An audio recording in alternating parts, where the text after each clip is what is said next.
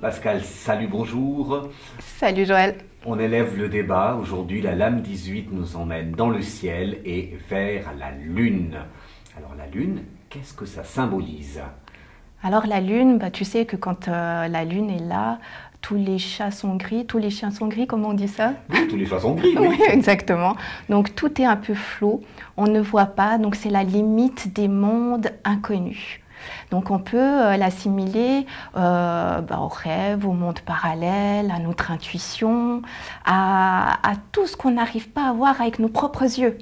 Donc ça peut aussi être la lame de la médiumnité, le monde des fées.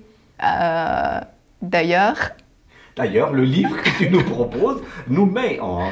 C'est un conte de fées un peu particulier parce que les rôles sont inversés. Le livre s'appelle Le monde enchanté des esprits de la nature et on trouve un prince qui se fait kidnapper durant son sommeil et c'est une princesse Mélodie qui va partir à son secours, mais pour ça elle doit traverser une forêt et la traversée de cette forêt est une quête initiatique où elle est initiée, comme le dit le titre, aux esprits et à la nature et donc à l'intuition.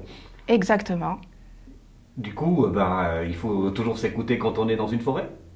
Et oui, il faut se connecter à ce monde parallèle parce que les fées existent.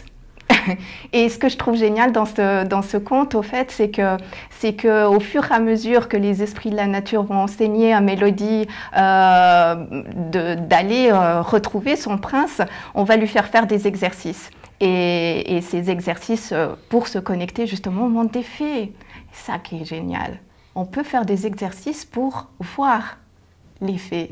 Et ça se termine comme dans un vrai conte de fées, ils sont heureux, ils ont des enfants, ils ont tout, bien on n'ose pas dévoiler la fin. Ah, ça je te dirais pas, il va falloir que tu lises le livre et que tu l'achètes. Et en plus, tu sais quoi? Il est génial parce que tu as même un CD qui est à la fin. Si tu n'as pas envie de lire, si tu es un peu fainéant, tu vois, tu fais qu'écouter. Il y a de la musique, je peux chanter? Il y a les oiseaux qui gazouillent. Et à la lune donc.